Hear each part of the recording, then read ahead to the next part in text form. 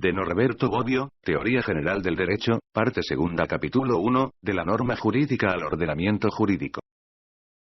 De la norma jurídica al ordenamiento jurídico. La teoría de la norma jurídica y la teoría del ordenamiento jurídico forman una completa teoría del derecho, principalmente desde el punto de vista. La necesidad de la investigación en este campo surge de la comprobación de que en la realidad las normas jurídicas no existen nunca solas, sino siempre en un contexto de normas, que tienen entre sí relación en particulares. Este contexto de normas se suele denominar ordenamiento y es bueno observar desde el principio que la palabra derecho tiene, entre sus muchos significados, también el de ordenamiento jurídico.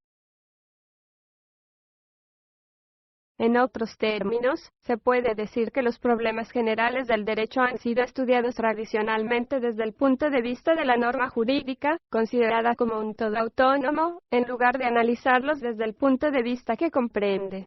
Al decir esto quiero también llamar la atención sobre la dificultad de sistematizar una materia que no está precedida de una sólida tradición, y, por tanto, sobre el carácter experimental de este estudio. Por lo cual, la norma jurídica era la única perspectiva a través de la cual se estudiaba el derecho, dado que el ordenamiento jurídico era, cuando más, un conjunto de muchas normas, más no un objeto autónomo de estudio, con problemas particulares y diversos. Para expresarlo con una metáfora, se consideraba el árbol, pero no el bosque. La teoría de la institución ha tenido el gran mérito de darle importancia al hecho de que solo se puede hablar de derecho cuando hay un sistema de normas que forman un ordenamiento, y que, por tanto, el derecho no es norma sino conjunto coordinado de normas. En suma, que una norma jurídica no se encuentra nunca sola, sino ligada a otras, formando un sistema normativo. Separar los problemas del ordenamiento jurídico de los relativos a la norma jurídica, y estudiar autónomamente los primeros, como parte de una teoría general del derecho, ha sido obra principalmente de Hans Kelsen. Entre sus méritos por los cuales es justo considerarlo como uno de los juristas más brillantes, está precisamente el de haber tenido plena conciencia de la importancia de los problemas conexos a la existencia del ordenamiento jurídico y de haberles dedicado particular atención.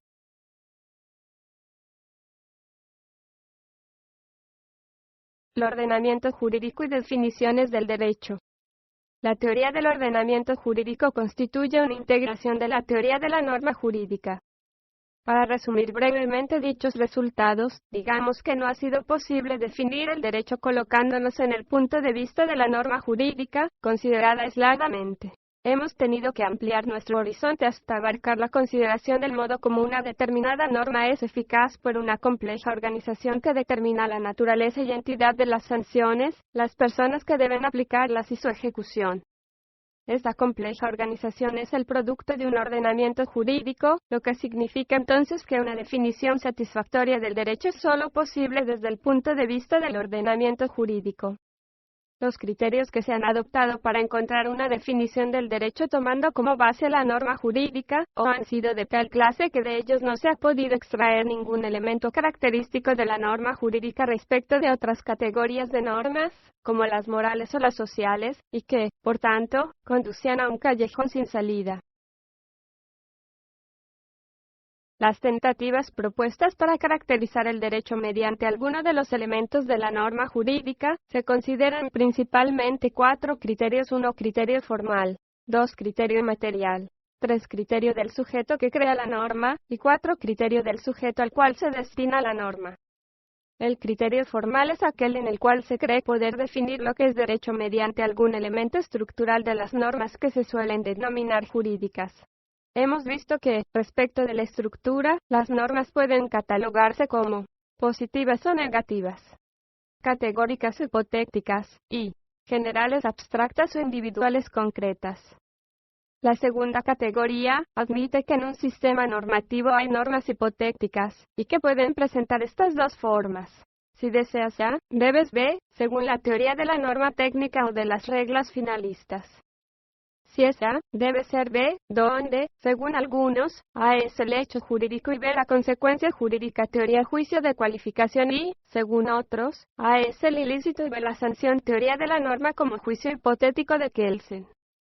En ninguna de estas dos formulaciones, la norma jurídica asume una forma caracterizante. La primera formulación es propia de cualquier norma técnica. Si quieres comprar sellos de correo, debes ir al estanco. La segunda formulación es característica de cualquier norma condicionada. Si llueve, debes llevar el paraguas.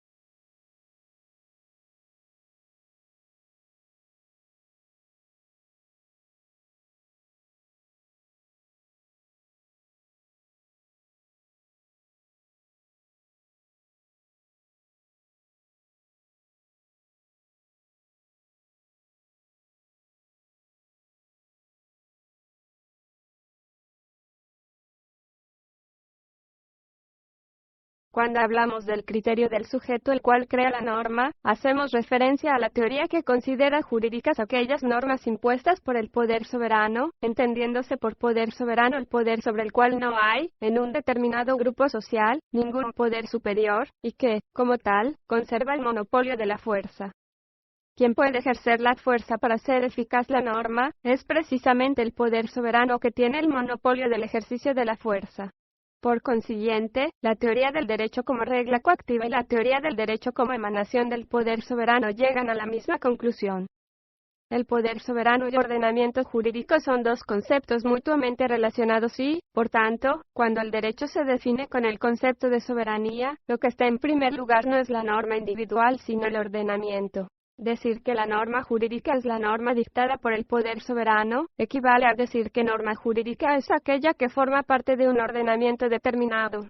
Con la expresión poder soberano se hace referencia al conjunto de órganos por medio de los cuales se crea un ordenamiento normativo, se conserva y se aplica, y el ordenamiento mismo establece cuáles son estos órganos. El criterio del sujeto al cual la norma está destinada puede presentar dos variantes, según se considere como destinatario al súbdito o al juez. La afirmación pura y simple de que norma jurídica es la norma dirigida a los súbditos, es inconcluyente por su carácter genérico. De ordinario se especifica con la determinación del comportamiento con el cual los súbditos la reciben y se dice que es jurídica la norma que se respeta por convicción o creencia de su obligatoriedad. Cumplir una norma con la convicción de su obligatoriedad es como cumplirla con la convicción de que si se la violase, se tropezaría con la intervención del Poder Judicial y, muy probablemente, con la aplicación de una sanción.